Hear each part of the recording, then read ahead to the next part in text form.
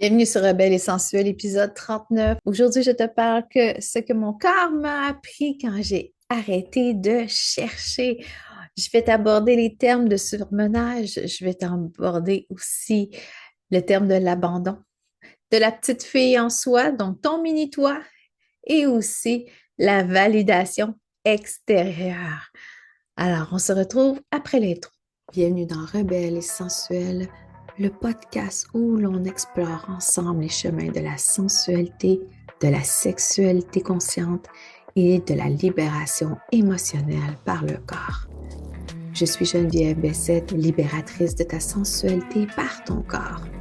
Ici, chaque semaine, je t'invite à ralentir, à ressentir, à oser descendre dans tes profondeurs.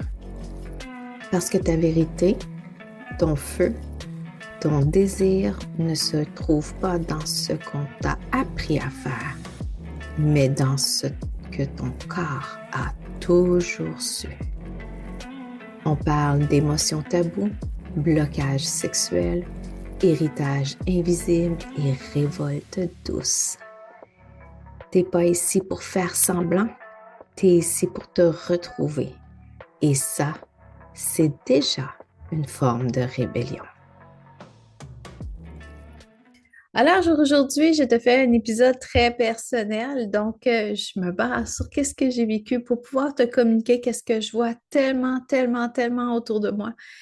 C'est justement quand on n'écoute pas notre corps, tandis que si on avait eu la sagesse de l'écouter, ça nous aurait évité beaucoup de problèmes, en effet. Alors, je vais t'aborder 4 points très importants pour moi pour que tu puisses aussi voir, t'introspecter, voir qu'est-ce qui te colle à toi. Peut-être que les 4 points ils vont te coller aujourd'hui ou peut-être un, deux ou trois. Alors, on va commencer sans plus tarder avec mon corps m'a appris que le surmenage, ce n'était pas juste de la fatigue. C'était plutôt un signal d'alerte vitale. Le surmenage, syndrome de performance, vouloir tout faire à tout prix, être valorisé quand on est un Superman ou un Superwoman, quand on split le temps en quatre pour pouvoir tout faire, à part respirer. Et, et c'est sûr que le surmenage vient nous chercher par la porte en arrière pour te dire, hey, ça te tente-tu de ralentir? Profiter de la vie. La vie est tellement trop courte que même si tu essaies de faire le plus de choses possible, tu oublies de vivre. Et je vais te parler d'un événement très personnel. Donc, en 2011, je sentais que mon corps n'allait pas bien.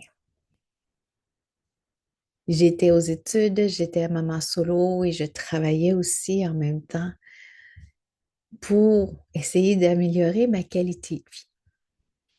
En 2011, j'étais dans une pause de massage aussi pour me consacrer à une nouvelle carrière, à mes études, une carrière que j'ai jamais aboutie finalement pour plusieurs raisons. Et malgré que j'étudiais, que je m'alimentais assez bien, il y avait toujours un petit stress sur le back burner pour dire, est-ce que je vais y arriver? Si tu as été étudiant sur des prébourses, tu comprends absolument qu'est-ce que je veux dire. Et en plus, être mère monoparentale, donc tu peux pas juste te nourrir de toast au beurre de pinot. Tu as quand même des enfants. J'avais quand même mon enfant à ce moment-là à entertainer. J'avais aussi mon enfant à lui donner à manger. Donc, toutes des micro-tâches comme ça qui fait partie de la catégorie être maman. Alors, on faisait du taekwondo, on faisait des activités ensemble, j'étudiais et qu'est-ce qui était plus difficile à ce moment-là, c'est que ma récupération était moins là. J'étais un petit peu plus stressée, c'est sûr, parce que quand tu essaies de subvenir aux besoins de ta progéniture, Mais c'est pas la même game que si tu étais juste un adulte. Et à un moment donné, mais il y a quelque chose qui clochait. À un moment donné, ça allait pas. Je sentais que mon corps, ça n'allait pas bien. Il n'y avait pas la même énergie. Il ne se régénérait pas. Puis ensuite, ben, comme tout monsieur, madame, tout le monde et le système de santé québécois où c'est gratuit, donc on peut avoir toutes sortes de personnes, j'ai décidé d'aller me présenter à la clinique pour leur dire, yo, je me sens pas bien. Alors, bilan sanguin, pression artérielle et tout ça, pour me dire que de rien, c'est juste du surmenage. Fais juste te calmer un petit peu. Mais j'étais déjà à l'écoute de mon corps avec, grâce à ma formation de massothérapeute, puis j'étais tellement pas d'accord avec ce qu'il me disait. Tu sais, c'est comme si tu n'allais pas chercher plus loin que le bout de ton nez, là. Malheureusement, au Québec, on a vraiment un système qui est curatif. Ils attendent que tu aies une maladie pour pouvoir te soigner.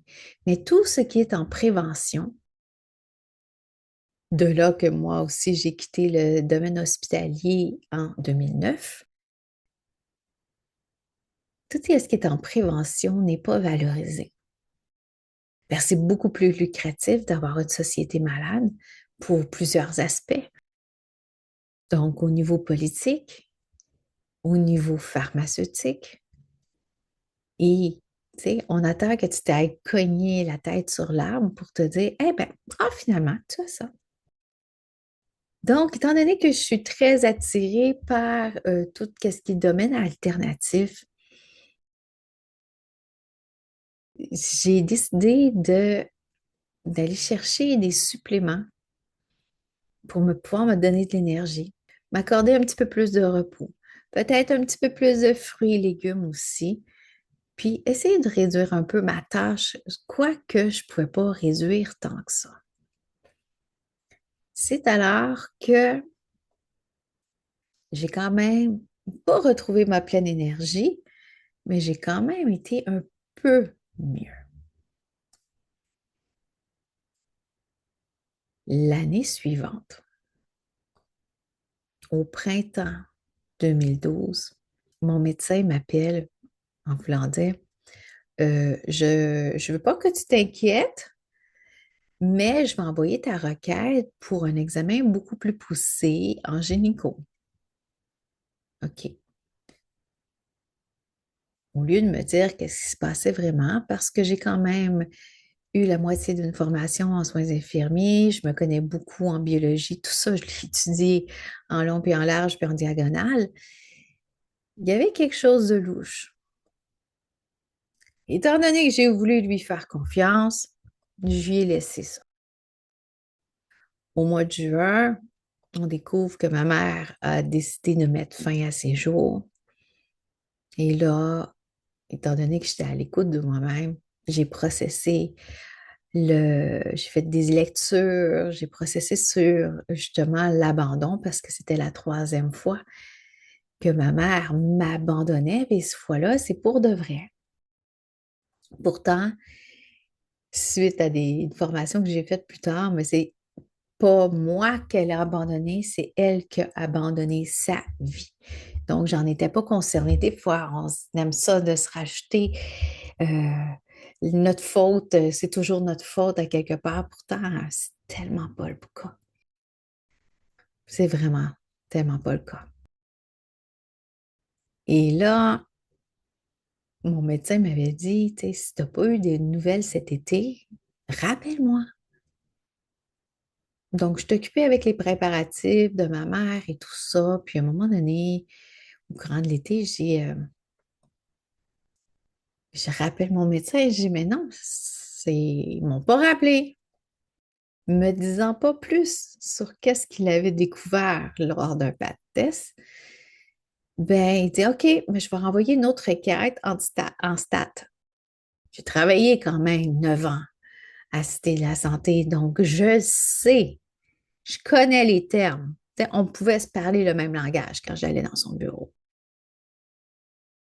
Là, je commence à soupçonner n'importe quoi, mais en même temps de faire confiance.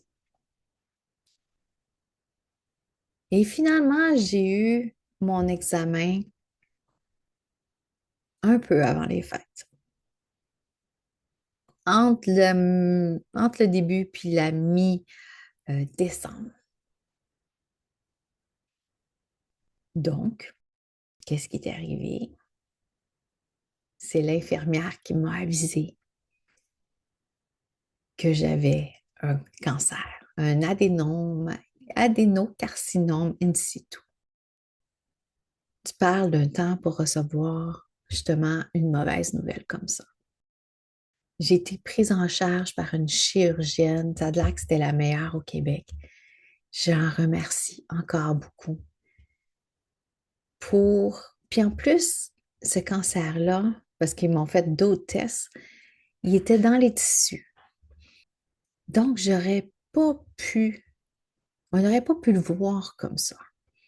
Et si j'avais pas eu un col friable, on n'aurait jamais su. Je serais pas devant toi aujourd'hui pour pouvoir te parler de tout ce cheminement-là, de toutes les connaissances que j'ai acquises à ce moment-là et après. Alors, première opération, deuxième opération, et finalement, j'ai mon congé l'année d'après parce que j'ai subi une autre opération. Donc, en janvier 2014, j'ai finalement été en rémission. Mais je devais avoir encore des tests, peu importe. Alors, si moi, là, je n'avais pas été à l'affût de mon corps, à l'écoute de mon corps, en donnant toujours mon pouvoir et mes connaissances dans les mains de quelqu'un d'autre sans rien faire et rester les bras croisés, je serais morte aujourd'hui. Et c'est un des messages que je veux t'envoyer le plus. L'importance de s'écouter, l'importance de s'observer, l'importance de ralentir pour se ressentir. Parce que là, c'était non seulement ma vie, mais ma santé aussi qui était en danger. Et aussi, je- à ce moment-là, ma fille était encore à la maison et moi, je voulais me battre pour le bien le plus précieux qui est ma fille. Ça a fait plein de revirements dans ma vie. Mais j'ai su m'écouter cette fois-là. Et ça l'a valu très, très, très cher. Et c'est pour ça que c'est la pierre angulaire dans mon entreprise, c'est que tu puisses toi aussi ralentir pour observer qu'est-ce qui se passe dans ton corps. On ne changera pas l'histoire, mais on peut changer les impacts que ça a eu dans ton corps et c'est très important. C'est qu'est-ce que je fais au travers de mon coaching. C'est qu'est-ce que je fais aussi de façon peut-être avec une ligne directrice dans mes cours plus longs aussi. Fait qu'imagine-toi tous les, toutes les douleurs que tu peux épargner en t'écoutant davantage. Parce que ton corps t'envoie des alertes. Et si tu es coupé au niveau du cou et tu ne ressens rien en dessous, il y a beaucoup de choses qui se passent sous ton nez sans que tu t'en rendes compte. Ça, c'est le premier point. Mon corps m'a aussi appris que arrêter de chercher dans ta tête, là. Ce n'était pas d'abandonner, mais plutôt apprendre à s'écouter. Parce que quand j'ai appris tranquillement à m'écouter, à rester, peu importe, inerte, assise, sans distraction, et juste voir qu'est-ce qui se passait en dedans, ou quand tu essaies de méditer, quand tu essaies de juste conduire. Être attentive à toutes les crispations, les tensions, sans que tu le saches. Certaines journées que tu conduis pour aller au travail, tu as la mâchoire serrée et tu n'en as aucune idée. La réaction générale des gens va être intense. Mais voyons donc, qu'est-ce que j'ai à stresser? Pourtant, j'ai arrêté d'y penser. Mais voyons donc. Ah ben, on va aller se faire faire. On va aller voir le dentiste pour avoir une plaque occlusale. Donc, on a décidé de remettre aussi ce pouvoir-là ailleurs, de ne pas écouter qu'est-ce qui se passe, de ne pas plonger. Les gens ils ont peur d'aller plonger à l'intérieur pour se dire, je veux pas savoir le pourquoi du comment puis comment ça se fait. Je veux juste voir c'est quoi l'élément déclencheur et pourquoi ça me trigger comme ça. Pourquoi que on est dans un déluge à l'extérieur, je dois aller travailler, puis qu'un pick-up qui passe à toute vitesse m'a arrosé, puis je vois plus rien. Pourquoi que je brandis le poing ou le doigt du milieu pour lui dire Hey, tu calmes-tu tes nerfs? Et souvent, je remarque ça. Petite anecdote comme ça, parce que souvent, je remarque ça sur la route. Ces femmes-là qui vont te coller dans le cul, qui sont pas contentes parce que toi, tu roules à une vitesse confortable qui est la limite. Mais eux autres, ils veulent avoir le 10 ou le 20 kilomètres de plus, puis qui s'impatientent, qui sont dans le trafic, ou, comme je te dis, le fameux pick-up qui te coupe. Puis là, tu te dis, Hmm, je pense que ça fait longtemps que tu n'as pas baisé, tu as besoin d'une bonne rince parce que tu serais bien plus heureux que ça. Autrement dit, si tu t'écoutais davantage et que tu apprenais à enlever ton trop-plein et aussi la relation sexuelle, bien que c'est naturel et que c'est un élément de plaisir, c'est une souffrance et une sorte de torture pour la plupart.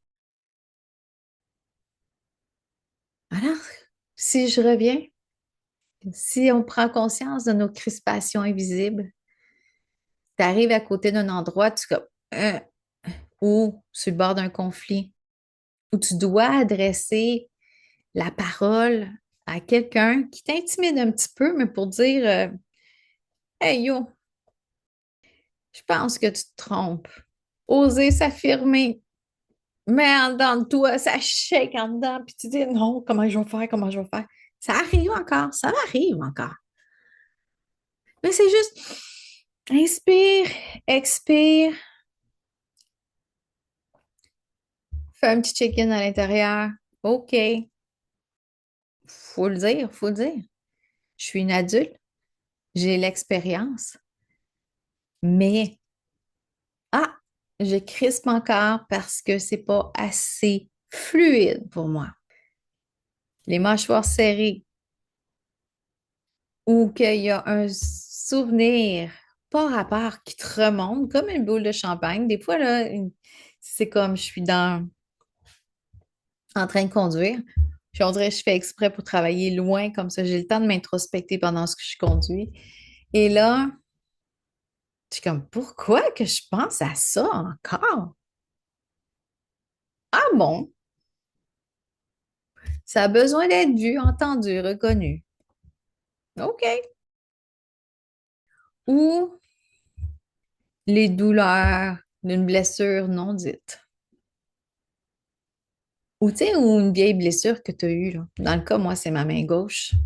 C'est. Puis là, à un moment donné, ben, quelqu'un m'explique un diagnostic qu'il y a. Ben, quelqu'un m'explique une tension qu'il y a, puis t'es comme, je serais capable de t'aider dans mon ancienne vie, mais. Puis là, ça te rappelle, c'est comme, Jen, faut que tu laisses aller. Faut que tu arrêtes de sauver tout le monde.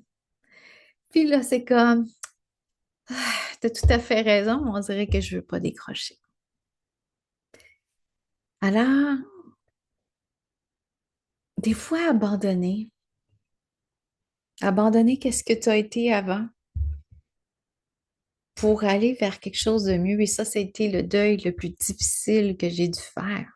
C'est de passer de la massothérapie que j'ai dit, ah ben, je vais aller dans le massage tantrique parce que ça correspond à ce que je fais.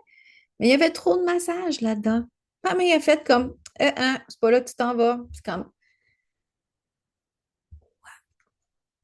donc, on va te dire, what the fuck? Puis c'est comme, je gardais la main sur la corde, ce fameux lâcher prise là, mais il a fallu que je lâche. Je peux faire des petites choses, mais pas juste ça. Il faut que j'apprenne à diriger les gens autrement à travers mes accompagnements. Le somatique, c'est pas juste le massage. Ça peut être des positions, de la visualisation, des mini manœuvres, mais que tu respires dedans. Puis il y a plein de choses. Au niveau chakra aussi, c'est très large. La somatique, c'est génial. Alors, arrêtez de chercher. C'est pas juste d'abandonner. Ça, c'est comme, c'est pas le fait que je n'y pense plus ou tu cherches trop une solution. Je connais aussi des gens qui vont décider de faire toutes les thérapies en même temps. J'en ai eu une comme ça. Justement, elle était suivie par l'IVAC, je crois. Elle faisait une thérapie, je ne sais pas si c'était, en tout cas, spécialisée sur les traumas, mais je pense que c'est plus une thérapie cérébrale avec l'affaire des yeux puis tout ça, qui est le EMDR, je pense. Il y a aussi, elle faisait du Reiki avec moi et aussi elle allait en physio-ostéopathie aussi pour se libérer. À un moment donné, ton corps est en surcharge. Tu veux chercher tellement à enlever cette plaie-là qui te fait souffrir, mais en même temps, ton corps n'a pas le temps de se refaire des repères, une solidité. Donc, tu es en train de démolir ta fondation, mais ta maison va s'écrouler en faisant ça parce qu'elle n'a pas le temps d'intégrer qu'est-ce qui se fait. À un moment donné, ton corps est en surcharge. Et elle s'est rendue compte, fait qu'elle m'a flushé en espérant pour elle que ça va bien aujourd'hui. Mais je sais que le sujet que je suis rendue aujourd'hui depuis décembre 2023, ce n'est pas le genre de sujet qu'elle voudrait aborder. C'est correct. Comme troisième point, mon corps aussi m'a appris que la petite fille en moi ne s'était pas volatilisée. Mais elle est toujours là. Ça a été difficile à croire dans mon cas. Alors, lors d'une thérapie, j'ai dû aller chercher ce contact-là avec le fameux enfant intérieur pour comprendre que quand tu dis plus en trauma, ben, tu as plusieurs petits-enfants intérieurs parce que c'est plusieurs facettes de ton enfance qui a été figée à cet âge-là et qui réagit encore aux situations, tandis que toi, ben, tu as décidé d'oublier, de fuir ou d'être en colère là-dessus que ça ne viendra plus t'atteindre. Alors, ma petite fille intérieure, je vais dire qu'elle était très maganée. Elle était très maganée et elle avait vraiment, mais vraiment besoin d'attention, d'être vue, entendue, reconnue, de se faire prendre soin d'elle.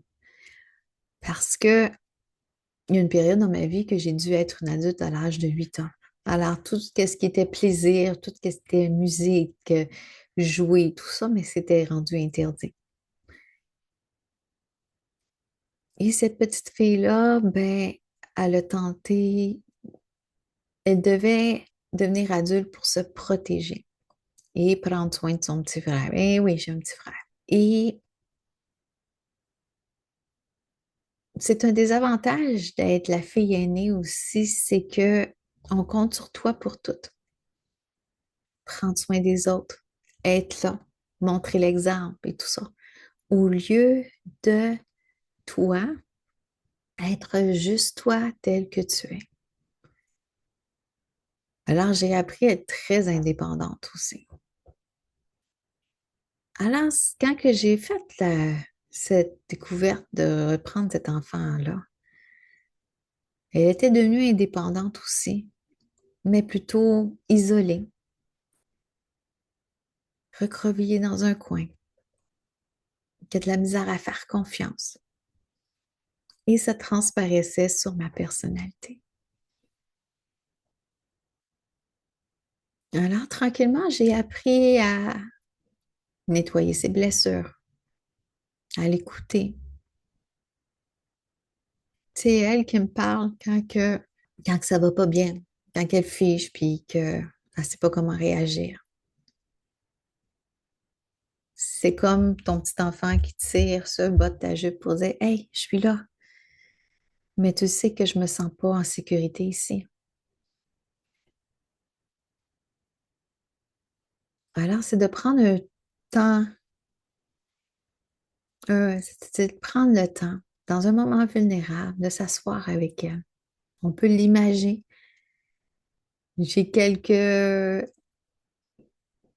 méditations à faire, soit en coaching ou dans mes ateliers, pour que tu puisses la rencontrer, pour que tu puisses prendre soin d'elle. Et son amour, je veux dire que quand que, à l'intérieur de toi, c'est beaucoup plus tranquille, en sécurité. Mais c'est là que tu développes la confiance en toi. C'est là que tu développes comme, regarde, j'ai eu la vie que j'ai eue, je changerai rien, mais c'est quoi le meilleur que je peux retirer de chacun de ces événements-là? Et c'est ça que je tente de faire réfléchir aux gens parce que les personnes ont tendance à dire, ben, on peut-tu juste effacer comme dans un ordinateur? Et ça marche pas comme ça. Ça marche vraiment, vraiment pas comme ça. Au lieu de te laisser submerger par les sensations, qu'est-ce que tu as vécu, les chirurgies, les accidents, les séparations, les deuils, c'est de diminuer la sensation pour pouvoir augmenter ton effet de pouvoir en tant que toi, à l'âge que tu as là, que tu as eu l'expérience de vie, à reprendre son chemin de vie au lieu de te faire, au lieu de te faire détourner du regard et te laisser envahir par les émotions. Au contraire, c'est un cadeau. Là, peut-être que tu vas me dire, mais oui, mais c'est un petit peu dur de développer de l'amour de soi quand ton agresseur a décidé de te violer 3 fois pendant que ta mère a tenté de se suicider. C'est sûr. Mais qu'est-ce que tu en as retiré? C'est que j'en ai retiré que je devais parler plus fort et faire reconnaître mes besoins. Et peu importe si tu me crois ou pas, moi, je sais que je peux compter sur moi pour passer au travers. C'est un exemple. Alors, cet enfant-là, qu'est-ce qu'il a besoin? Comme, comme je t'ai dit, ces enfants-là, il n'y en a pas juste un. Ils ont besoin de l'amour et de la présence pour dire oui, c'est correct. Je veux pas comprendre qu'est-ce qui est arrivé, mais je veux diminuer la sensation que je ressens face à cet événement-là pour que mon enfant, moi, mon mini-moi, se sente en sécurité. Mm. Le dernier point que je veux te parler aujourd'hui, c'est que mon corps m'a appris que la guérison ne vient pas de la quête extérieure, mais c'est donner la permission à l'intérieur. Oui, il est nécessaire d'avoir un miroir extérieur, quelqu'un qui va te guider et faire le reflet de qu'est-ce que tu vis au lieu d'être dans la jungle. C'est une personne qui prend de la hauteur et qui va t'aider à co-créer ce que tu as envie de faire par la suite. Dans ma clientèle et dans mon entourage, je vois souvent des personnes que ça fait 15 ans qui sont avec un psychiatre, 10 ans avec un psychologue. Et qu'est-ce qui arrive dans ce temps-là? Oui, ils se font écouter, ils se font comprendre. Si je regarde dans mon cas, ben, ils ont parlé de la relation avec ma mère, avec mon père. Ben oui, ça change quoi, ça? Ça change pas comment je me sens. Et toute cette thérapie cognitive, oui, on a l'humain, sa caractéristique, c'est de comprendre. Mais comprendre sans agir, c'est comme un gérant d'estrade. Alors, comment tu peux mettre en action ou choisir une action qui va t'amener à mettre en pratique qu'est-ce que tu as compris? C'est ça le rôle des coachs. Je suis pas là à blaster tous les diplômes universitaires. C'était un choix que je n'ai pas été à l'université, quoique j'aurais eu le QI pour le faire.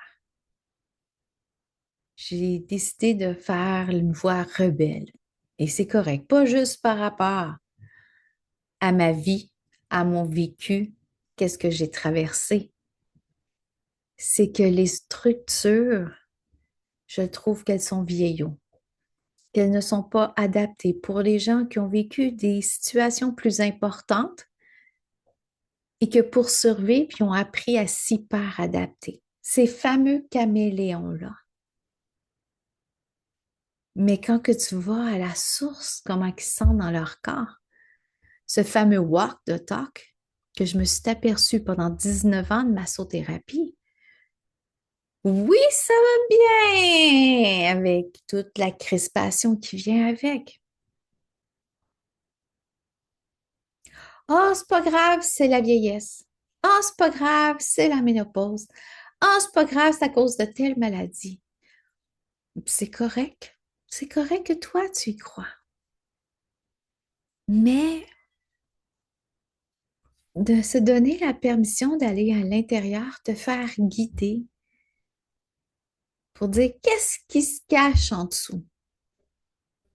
Arrête de me raconter ton histoire. De toute façon, en trauma, à chaque fois que tu racontes ton histoire, tu réactives ta blessure. Donc, ta blessure, presque cicatrisée, on te fout un coup de couteau dedans, puis elle se remet à saigner. Ça va te changer quelque chose? Pas du tout. Alors, revenir à l'intérieur de soi. Toutes ces douleurs récurrentes que tu as été faire 1 million de spécialistes, puis qu'elles reviennent encore. Mais non, ils sont juste pas bons. C'est juste que tu ne t'autorises pas à être et à écouter qu'est-ce qui se passe à l'intérieur, que peut-être que ton épaule gelée, c'est ton manque d'action et de support dans un projet que tu veux voir concrétiser et que tu n'es pas capable de te mettre en marche parce que tu n'as pas de soutien alentour de toi et que tu n'oses pas faire qu'est-ce que toi tu désires aligner à tes besoins. Et peut-être qu'est-ce que tu traînes, on peut aller plus loin que j'ai vécu avec une cliente, que cette douleur-là, cette culpabilité d'être mère venait d'une vie antérieure parce que son bébé était mort-né et ils vont faire une cérémonie autochtone et elle n'a jamais pu faire son deuil. Tu vas peut-être dire c'est ésotérique. Oui, mais ça te suit dans ton ADN. Pas juste l'intergénérationnel, mais le karmique aussi. Et j'en étais surprise. C'était sa première rencontre avec moi. Et pourquoi qu'elle a eu du mal avec ses grossesses. Et ce n'est pas le premier cas que j'ai eu, ce n'est pas le seul cas que j'ai eu non plus. Alors, prendre le temps de ralentir pour se ressentir, d'aller voir. Oui, les réponses sont au fond de toi. C'est un petit peu cliché, mais quand tu n'as pas appris à écouter ton corps en ralentissant, ben c'est comme si je te donnais un livre en mandarin puis lis-le. Non, non, ça marche pas comme ça. Tu comprendras rien. C'est pour ça que je travaille à travers le corps pour pouvoir t'aider. C'est pas t'imposer mes théories. Co-créer la séance avec toi pour pouvoir faire ton level up sans performer, sans avoir que dire que t'es pas correct, faut qu'on te répare, faut que tu corriges quel comportement. Parce que tout vient tes comportements, tes réponses et tout ça, c'est tout en lien avec tes réactions de survie, de fight, flight, freeze, fawn. Donc, lutter, fuir, figer et faire plaisir. Tu as juste besoin d'être. Et au fur et à mesure qu'on va remettre les morceaux du casse-tête en place et que tu vas faire beaucoup plus de liens que tu veux le faire sans avoir à raconter qu'est-ce que tu as vécu avec mon oncle Germain pour juste reprendre le pouvoir sur ta vie et faire un level up. Tout que j'ai fait mon level up et que la vie m'a envoyé des sujets ici et là pour aller voir au fond de moi, je suis comme, OK, je suis bien où que je suis. Pourquoi que j'irais me corriger, entre guillemets, pour fitter dans un moule, pour me garder invisible? Non, c'est pas ça ta vie de rebelle et sensuelle.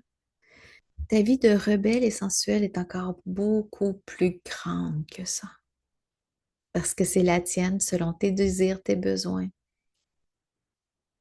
De reconnaître les petites parcelles de toi en étant gentille avec elles.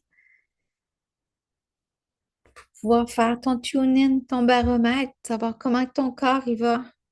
Oh, je suis fatiguée aujourd'hui. OK, je vais en faire un minimum avant de tomber malade, la gastro, être dépassée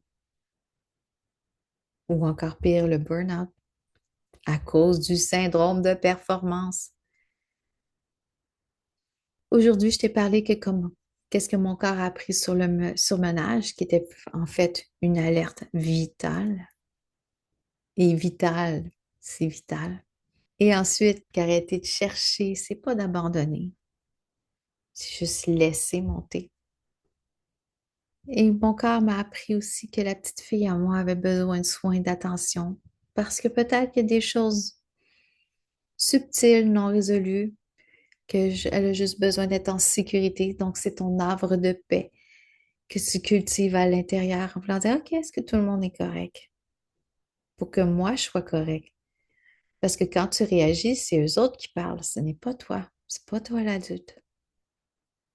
Et le dernier, c'est que mon corps m'a appris que la guérison ne veut pas dire chercher.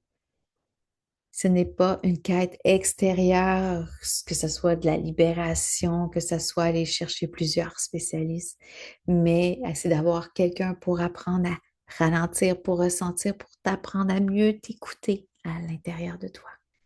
Alors, j'espère que cet épisode te plu et que mon histoire puisse inspirer des petites parcelles de ta vie et expliquer aussi le pourquoi que je suis devenue coach somatique, que ça fait plus de 20 ans que je travaille avec le corps humain et que je me rends compte que si tu veux faire vraiment walk the talk,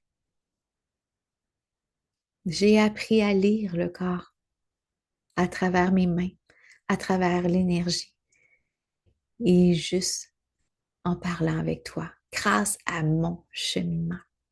Et plein de formations aussi pour compléter tout ça, pour que tu puisses t'apporter l'amour de toi que tu as besoin. Je t'ai parlé de mes accompagnements, donc que ce soit en virtuel ou en personne, pour aller travailler qu'est-ce qui est bloqué en dedans de toi au niveau corporel, émotionnel et énergétique. Et on peut aussi aller travailler une identité en particulier. Donc, je travaille sur 3 identités spécifique, donc la rebelle, pour pouvoir te connecter à tes émotions et aussi ressentir ton corps. La sensuelle qui est pour aller travailler ton énergie et ton magnétisme, donc assumer l'homme ou la femme que tu es. Et l'identité sexuelle qui est tout attrait à tes tabous au niveau de la sexualité, les conséquences de qu'est-ce que tu as vécu sur ta sexualité, aussi apprendre à mieux prendre soin de toi au niveau sexuel et améliorer la relation profonde avec toi-même, parce que la sexualité, c'est ton énergie vitale. Et tout ça à travers l'accompagnement. Donc, si tu souhaites prendre un forfait de 5 ou 10 pour aller travailler en profondeur, une identité en particulier, donc book un appel découverte avec moi, un appel connexion que je préfère appeler, pour aller travailler spécifiquement selon tes besoins, qu'est-ce que tu as besoin de faire à level up. En plus d'avoir ton coaching, tu vas avoir des ressources extérieures pour pouvoir avancer, approfondir pour que tu fasses ton walk the talk.